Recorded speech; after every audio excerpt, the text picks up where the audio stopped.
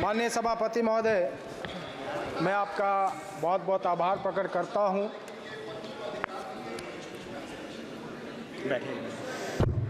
बैठिए माननीय सदस्य। धन्यवाद माननीय सभापति महोदय, मैं आपका आभार प्रकट करता हूं कि आपने मुझे बजट भाषण पर बोलने का मौका दिया। सर्वप्रथम मैं इस बजट का समर्थन करता हूं। साथ ही साथ देश के यशस्वी प्रधानमंत्री श्री नरेंद्र मोदी जी और केंद्रीय वित्त मंत्री श्रीमती माननीय सदस्यों से आग्रह कर रही हूं, प्लीज उनका सभी माननीय सदस्यों से बहुत बहुत धन्यवाद करता हूं कि एक सर्वस्पर्शी और सर्वव्यापी बजट इस सदन में प्रस्तुत किया गया है। मैं माननीय प्रधानमंत्री जी को उनकी तीसरी टर्म का पहला बजट और साथ ही साथ श्रीमती निर्मला सीतारमण जी का यह 7वां बजट भाषण है, उनको बहुत बहुत बधाई देता हूं। इस बार का बजट इस देश को एक नई दिशा देने वाला बजट है, जो इस देश के विकसित भारत के संकल्प को पूरा करेगा। देश को आत्मनिर्भर बनाने की दिशा में एक बड़ा कदम है। निश्चित रूप से ये एक गरीब कल्याण वाला बजट है। माननीय सभापति जी, जिस प्रकार से पिछले 10 वर्षों के दौरान 25 करोड़ गरीबी की रेखा से बाहर निकले हैं, मैं इसके लिए माननीय प्रधानमंत्री जी का धन्यवाद करता हूं। ये बजट गरीब कल्याण का बजट होते हुए साथ ही साथ 80 करोड़ गरीबों को लगातार मुफ्त राशन दे रहा है। साथ ही साथ जिस प्रकार से इस बजट में प्रधानमंत्री आवास योजना के तहत 3 करोड़ अतिरिक्त घर बनाने की घोषणा की गई है, निश्चित रूप से वे घरों के लिए एक बहुत बड़ा तोहफा है। शिक्षा के क्षेत्र सहित रोजगार एवं कौशल प्रशिक्षण के क्षेत्र में मोदी सरकार ने विशेष रूप से इस बजट में प्रावधान किया है और निश्चित रूप से इस देश के युवाओं को आत्मनिर्भर बनाने की दिशा में एक बड़ा कदम है।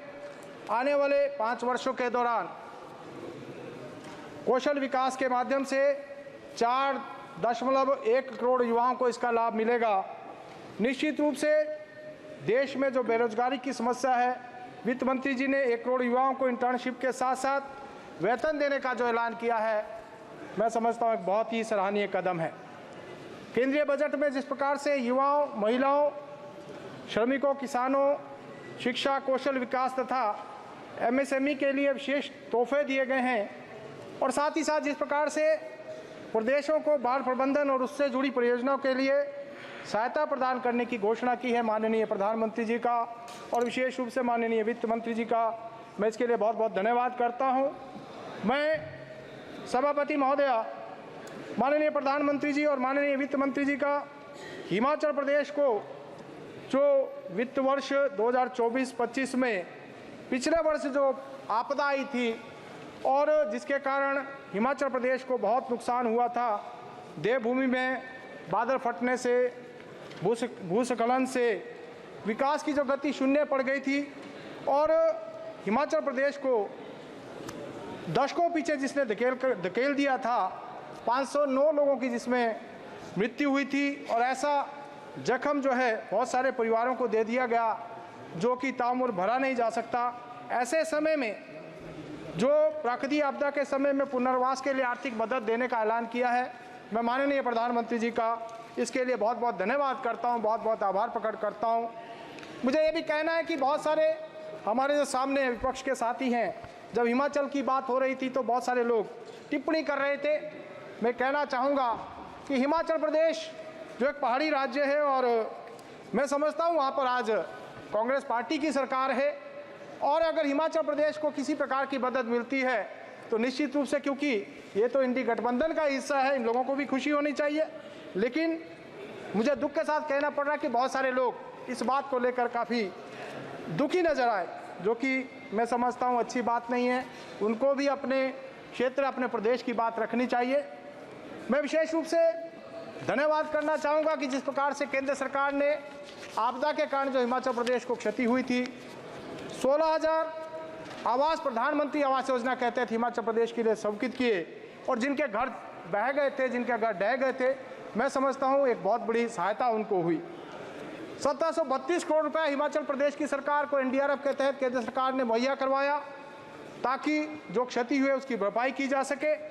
साथ ही साथ 2643 करोड़ रुपया प्रधानमंत्री ग्राम सड़क योजना तृतीय के तहत दिया गया, जो कि एक हिमाचल की सड़कें जो भारी बरसात के कारण और जो पुल खराब हो गए थे उनको फिर से बनाया जा सके। मैं समझता हूँ बहुत बड़ा कदम है। इसके अलावा भी जिस प्रकार से हिमाचल प्रदेश को हर प्रकार से सहायता पहले भी दी गई और आने वाले समय में भी देने की घोषणा केंद्र सरकार ने की है, निश्चित रूप से एक बड़ा कदम है। और इस बार के बजट में भी जिस प्रकार से हिमाचल प्रदेश को 10,351 करोड़ रुपए की से ज़्यादा की राशि स्वीकृत हुई है, एक बड़ा कदम है। वो चाहे रेलवे क्षेत्र की हम बात करें, एयर कनेक्टिविटी की बात करें या फिर रोड इंफ्रास्ट्रक्चर को बेहतर बनाने की दिशा में दिया गया है, एक बहुत बड़ा कदम है।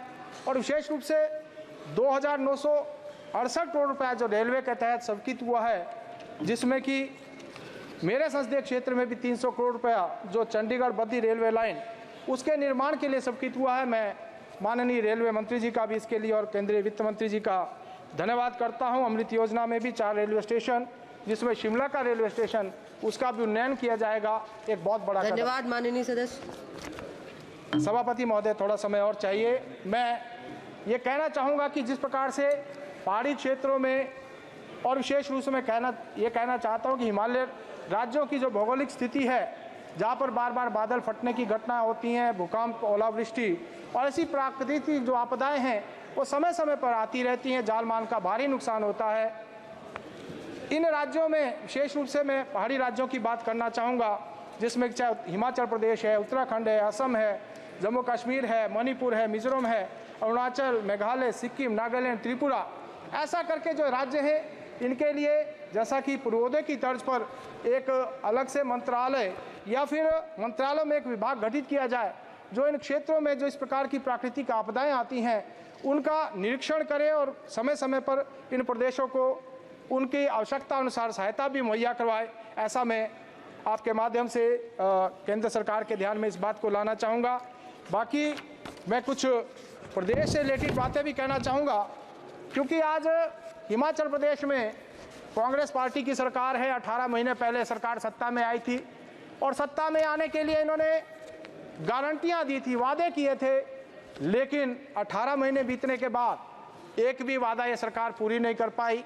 विकास को ग्रहण सा लग गया है और जो योजनाएं पूर्व सरकार ने हिमाचल प्रदेश में स्वीकृत की थी, उन योजनाओं को बंद करने का काम किया। मैं आपके ध्यान में लाना चाहता हूं कि आयुष्मान भारत योजना की तर्ज पर हिमाचल प्रदेश में हिमकेयर स्वास्थ्य योजना प्रदेश सरकार ने शुरू की थी, जिसमें प्रत्येक व्यक्ति को मुफ्त इलाज की सुविधा दी गई थी। लेकिन इस सरकार ने सत्ता में आने के बाद उस योजना को बंद कर दिया।